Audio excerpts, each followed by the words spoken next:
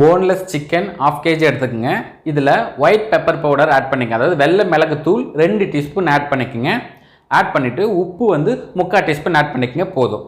இதை ஆட் பண்ணிவிட்டு நல்லா மிக்ஸ் பண்ணுங்க. இந்த மிளகுத்தூளும் உப்பும் வந்து நல்லா ஜூஸி ஆகி அது நல்லா கோட்டிங் மாதிரி சிக்கன் ஆகும். அது வரைக்கும் ஆட் பண்ணுங்கள். அதுக்கப்புறம் 45 நிமிஷத்துக்கு தனியாக மேரினேஷன் பண்ணி எடுத்து வச்சுருங்க.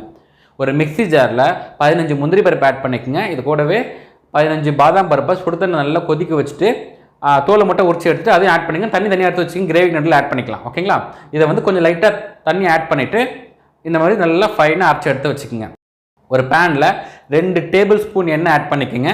ஆட் பண்ணிவிட்டு இதில் 2 நம்பர் பட்டை 1 இன்ச்சு சைஸில், அன்னாச்சி பூ 1 ஆட் பண்ணிவிட்டு இதில் ஜாதி பத்திரி 1/2 நம்பர் ஆட் பண்ணுங்கள். ரொம்ப போட்டிங்கன்னா வாசனை அதிகமாக இருக்கும். அதுக்கப்புறம் ஏலக்காய் 4 நம்பர், லவங்கம் 4 நம்பர் ஆட் பண்ணிக்கோங்க. பிரிஞ்சி இலை 1 கொஞ்சம் பெரிய சைஸாக ஆட் பண்ணிக்கங்க. ஆட் பண்ணிவிட்டு மிளகு வந்து ஒரு 1/2 டீஸ்பூன் ஆட் பண்ணிக்கங்க. ஆட் பண்ணிட்டு கொஞ்சம் லைட்டாக வதக்கிங்க. இல்லைந்து வாசனை வந்து நல்லா கமகமன்னு வரும். அது வந்ததுக்கப்புறமா 2 வெங்காயம் பொடியாக நறுக்கினது 130 கிராம் ஆட் பண்ணிக்கங்க. ஆட் பண்ணிவிட்டு இது நல்லா வதக்கணும். நல்லா கோல்டன் ப்ரௌன் கலரில் வர வரைக்கும் நல்லா வதக்கணும். இந்த பாருங்கள் கலர் மாறிட்டே வருது பாருங்கள். நல்லா இந்த மாதிரி ஆனதுக்கப்புறமா தான் இஞ்சி பூண்டு விழுது 2 டீஸ்பூன் ஆட் பண்ணணும். ஆட் பண்ணிவிட்டு இதையும் வந்து நல்லா வதக்குங்க. இதில் இருக்க பச்சை வாசனை போகிற வரைக்கும் நல்லா வதக்கணுங்க. ஓகேங்களா? நல்லா வதக்குங்க. இந்த பாருங்கள் இந்த மாதிரி நல்லா வதங்கணும். வதங்கினதுக்கப்புறமா நீங்கள் நம்ம ஊற வச்சுருந்தோம் இல்லையா சிக்கன், அதை வந்து ஆட் பண்ணுங்கள். மேரினேட்டட் சிக்கன் 1/2 kg ஆட் பண்ணிவிடுங்க. ஆட் பண்ணிவிட்டு ஹை ஃப்ளேம் வச்சுக்கோங்க. ஹை ஃப்ளேமில் நல்லா வதக்கிட்டே இருங்க. இந்த சிக்கன் மேலே ஃபுல்லாக ஒயிட்டாக மேலே வரைக்கும் இந்த பாருங்கள் மாறிட்டே வருது பாருங்கள். இந்த மாதிரி சிக்கன் வந்து கலர் ஒயிட்டாக வர வரைக்கும் நல்லா வதக்கிட்டே இருங்க. இந்த மாதிரி ஆனதுக்கப்புறமா இப்போது இதில் வந்து தயிர் வந்து 4 டேபிள் ஸ்பூன், அதாவது டீஸ்பூன் வந்தால் 12 டீஸ்பூன் நல்லா விஸ்கில் அடிச்சுக்கிங்க. அடிச்சுட்டு கட்டிக்கிட்டே எல்லாமே நல்லா அடிச்சுட்டு ஆட் பண்ணிக்கோங்க. ஆட் பண்ணிட்டு பச்சை மிளகா 2 நம்பர் முழுசாக ஆட் பண்ணிக்கங்க. ஆட் பண்ணிட்டு இதையும் வந்து நல்லா மிக்ஸ் பண்ணி விட்டுருங்க. மிக்ஸ் பண்ணிவிட்டு 1 நிமிஷத்துக்கு ஹை ஃப்ளேமில் வச்சு குக் பண்ணுங்கள். இந்த மாதிரி நல்லா கொதிக்கணுங்க. இந்த மாதிரி கொதிக்க ஸ்டார்ட் ஆனதுக்கப்புறமா லோ ஃப்ளேமில் வச்சுட்டு மூடிடுங்க. மூடிட்டு 2 நிமிஷத்துக்கு லோ ஃப்ளேம்லேயே குக் பண்ணுங்கள். குக் பண்ணதுக்கப்புறமா திறந்து பார்த்தீங்க அப்படின்னா இந்த தயிர், இந்த பச்சை மிளகா, இந்த எல்லா டேஸ்ட்டுமே வந்து இந்த சிக்கனில் வந்து இப்போ இறங்கியிருக்கும். சும்மா இதை ஒரு தடவை லைட்டாக வந்து இந்த மாதிரி கிண்டி விட்டுருங்க.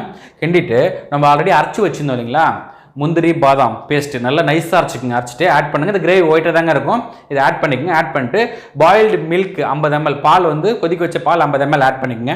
ஆட் பண்ணிட்டு இதை வந்து லோ ஃப்ளேமில் வச்சு தான் மிக்ஸ் பண்ணணும். ஹை ஃப்ளேம் வைக்காதீங்க, திரிஞ்சு போயிடும். ஓகேங்களா? லோ ஃப்ளேம்லேயே நல்லா மிக்ஸ் பண்ணுங்கள். கிரேவி கொஞ்சம் லைட்டாக திக்காகும். அது வரைக்கும் லோ ஃப்ளேம்லேயே குக் பண்ணுங்கள். அதுக்கப்புறமா 150 ml தண்ணி வந்து ஆட் பண்ணுங்கள். ஆட் பண்ணிவிட்டு அதாவது கிரேவி திக்கானதுக்கப்புறமா ஆட் பண்ணிட்டு இதுவும் நல்லா மிக்ஸ் பண்ணி விட்டுருங்க. மிக்ஸ் பண்ணிவிட்டு கொதிக்கிற வரைக்கும் வெயிட் பண்ணுங்கள். ஹை ஃப்ளேமில் வச்சுக்கோங்க. இதுமாதிரி கொதிக்க ஸ்டார்ட் ஆகும். நல்லா கொதிக்க ஸ்டார்ட் ஆனதுக்கப்புறமா மறுபடியும் லோ ஃப்ளேமில் வச்சுருங்க. வச்சுட்டு மூடிடுங்க. மூடிட்டு லோ ஃப்ளேம்லேயே 5 நிமிஷத்துக்கு மறுபடியும் குக் பண்ணணும். குக் பண்ணிங்கன்னா அந்த கிரேவி திக்காகிடும். இதுலேருந்து ஆயில் பிரியும், ஒயிட்டாக பிரியும். ஏன்னா இது ஒயிட் கிரேவி இல்லைங்களா, இதுலேருந்து ஆயில் வெள்ளை கலரில் வந்து மேலே பிரிஞ்சு வரும். அதுக்கப்புறமா தான் நீங்கள் கடைசியாக கஸ்தூரி மேத்தி 1 டீஸ்பூன், அதாவது ட்ரை வந்து வைக்கிறாங்க அதை நல்லா கையில் க்ரஷ் பண்ணிவிட்டு 1 டீஸ்பூன் ஆட் பண்ணிக்கங்க. ஆட் பண்ணிட்டு மிக்ஸ் பண்ணி விட்டுருங்க. மிக்ஸ் பண்ணிவிட்டு இந்த ட்ரை வெந்தயக்கீரை வந்து குக் ஆகணும் இல்லையா, 2 நிமிஷத்துக்கு மூடி வச்சு லோ ஃப்ளேம்லேயே குக் பண்ணுங்கள். அதுக்கப்புறமா திறந்து பார்த்தீங்கன்னா நல்ல வாசனை கமன்னு வந்திருக்கோங்க. இந்த பாருங்க இந்த மாதிரி எண்ணெய் மேலே பிரிஞ்சு வரணும். அதுக்கு நீங்கள் வெயிட் பண்ணணும்.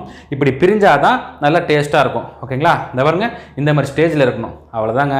தாய்நாட்டு சமையலில் இன்றைக்கி உங்களுக்காக ஒயிட் சிக்கன் கிரேவி சூப்பராக செஞ்சு கட்டியிருக்கேன். எல்லாம் ட்ரை பண்ணி பார்த்துட்டு மறக்காமல் கமெண்ட் பண்ணுங்கள். அவ்வளோதான். இந்த வீடியோ உங்களுக்கு பிடிச்சிருந்ததுன்னா உங்கள் ஃப்ரெண்ட்ஸ்க்கெல்லாம் ஷேர் பண்ணுங்கள். மறக்காமல் சப்ஸ்கிரைப் பண்ணுங்கள். Until then, bye from Ganesh Prabhu.